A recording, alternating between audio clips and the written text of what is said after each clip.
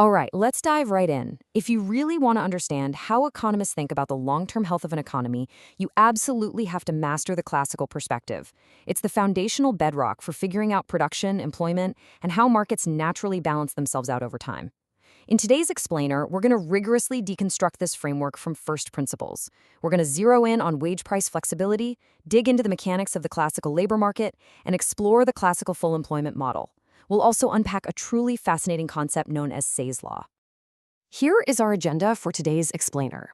We'll cover core assumptions, inside the labor market, full employment and output, equilibrating supply and demand, and finally, market frictions. Section 1. Core Assumptions. The Rules of the Classical Universe.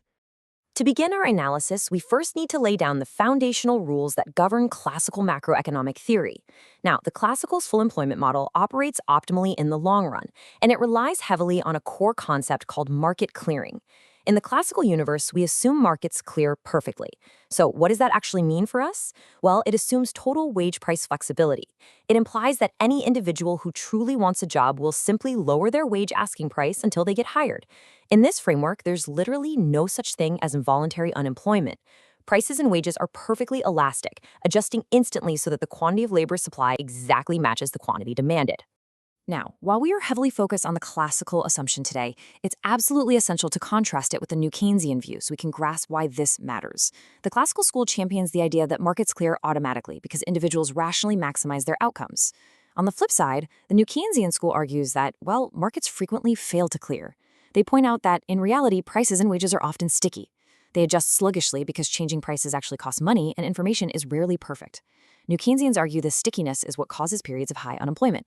But for the sake of our classical model today, we are operating in a world of pure, unhindered flexibility. Moving right along to Section 2, Inside the Labor Market, Micro Foundations and Real Wages. Let's step inside the micro foundations of the classical labor market. We want to see how competitive firms actually make their hiring decisions day to day. We have to start by defining a competitive firm. Remember, a typical competitive firm is small, it cannot influence the broader market price of the goods it sells, and it definitely can't change the prevailing wages of the workers it hires. It is simply a price taker, completely at the mercy of both the goods market and the labor market. So how exactly does this small firm decide how many people to put on the payroll? Well, they use a strict mathematical formula. First, the firm calculates the marginal product of labor, or MPL. That's just a fancy way of saying the extra output generated by adding one more worker. Second, they figure out the additional revenue by multiplying the market price of their good by that MPL. Third, they compare that extra revenue to the worker's wage. The golden rule is incredibly simple. If the worker brings in more money than they cost, you hire them. Finally, the firm reaches equilibrium. They stop hiring the exact moment that the additional revenue equals the wage. In economic terms, this happens when the marginal product of labor equals the real wage, represented as W divided by P. Let's make this totally concrete. Picture a local bakery. If the price of bread is $2 per loaf and the nominal wage you pay a baker is $20 an hour, your real wage, the actual cost of labor measured in your physical output, is 10 loaves of bread per hour. Your hiring rule is completely objective here. As long as an additional worker can bake at least 10 extra loaves of bread an hour, you hire them. But the moment a new worker only adds, say, 9 loaves an hour to your total production, you immediately stop hiring. You're translating the golden rule of hiring directly into physical output. Now, what's really fascinating here is how reality actually backs up this classical theory. If we look at historical data spanning decades in the United States, we can observe just how closely the growth rate of labor productivity mirrors the growth rate of real wages. For example, from 1960 to 2010, productivity grew at 2.2%, and real wages grew at 1.9%. In the classical model, because workers are paid exactly their marginal product, if they become more productive, their real wages simply must rise in tandem. And this historical data brilliantly illustrates that theoretical principle playing out in the real world. Section 3. Full employment and output, the long-run aggregate supply. So, having established how the labor market clears, we can zoom out to examine what this means for total national output. When the classical model talks about full employment, it's absolutely crucial to understand what that actually means. It does not mean 0% unemployment. Even at full employment, a natural rate of unemployment exists. This represents the everyday normal ebb and flow of a dynamic economy, workers quitting to find better jobs, people moving to new cities, or recent grads entering the workforce. The economy's resources are considered fully employed even with this baseline level of job searching going on.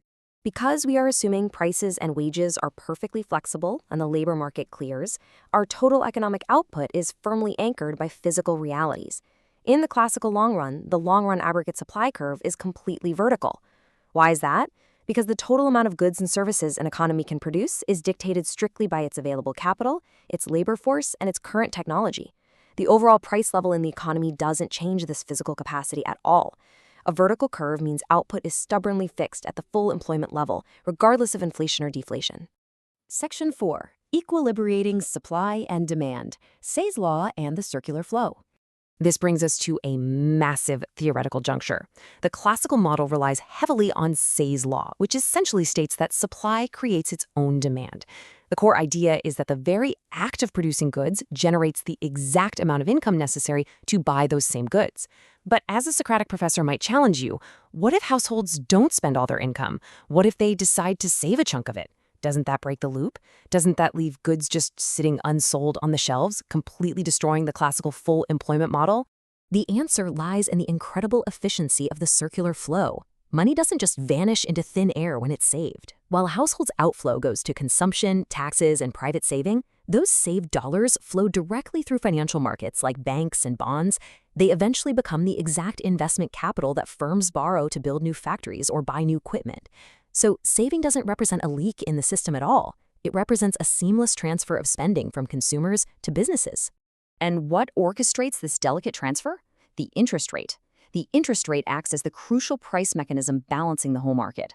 Think about it. If firms suddenly want to borrow and invest more, the demand curve shifts, pushing the interest rate up. This higher interest rate then incentivizes households to save more, which precisely funds that new investment. It's a beautifully self-correcting system. The interest rate guarantees that desired saving always equals desired investment, ensuring total spending always matches total production. Say's law holds perfectly firm. Section 5. Market frictions. Why unemployment exists. Okay, now we must leave the pristine, frictionless world of classical theory and introduce some messy reality. We have to distinguish between two main types of unemployment. First, frictional unemployment. This is just the short-term search process. It's the time it takes for a newly minted software engineer to find the right tech firm. That's totally normal. Structural unemployment, however, is a much deeper problem. It's long-term. It occurs when there's a fundamental mismatch between workers and available jobs, almost always because wages fail to adjust downward to clear the market. So what does structural unemployment actually look like in practice? The crucial point is this. When the real wage is rigidly stuck above the equilibrium level, you have a major problem on your hands. The supply of labor, meaning the number of people who desperately want to work at that high wage, drastically exceeds the firm's demand for labor. Because the wage can't fall to the natural intersection point, the result is job rationing. There simply aren't enough chairs for everyone when the music stops, and that results in structural unemployment. Now, you might be wondering, why wouldn't firms simply lower wages to hire more people and clear the market?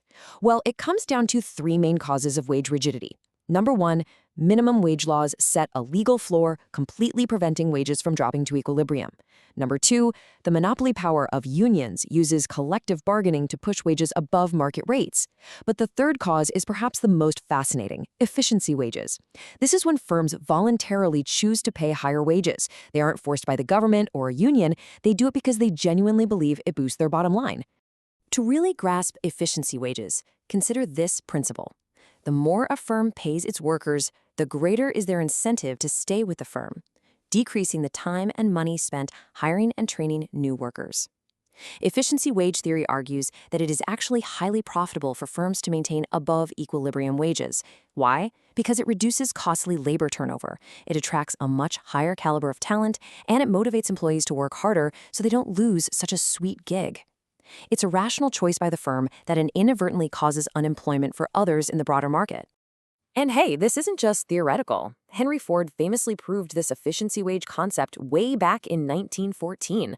At the time, the prevailing equilibrium wage was roughly $2 to $3 a day. Ford shocked the entire world by introducing the $5 workday. By voluntarily paying double the market rate, he practically eliminated turnover and maximized his worker efficiency. But exactly as our classical model predicts, by holding wages artificially high, he simultaneously created a massive excess supply of labor. Tens of thousands of job seekers lined up outside the factory gates, representing structural unemployment localized right at his doorstep. Which brings us to the ultimate takeaway from the classical framework. I'll leave you with this final provocative thought. Given that no government can magically make job searches instantaneous, and given that unions, minimum wages, and efficiency wages constantly keep pay above equilibrium, is zero unemployment even a plausible goal for a free market economy? Or, if frictions and high-wage incentives are just permanent features of a productive reality, is the classical ideal of zero unemployment not only impossible but perhaps even undesirable? Thank you for joining me on this explainer. Keep questioning the models, and I'll catch you next time.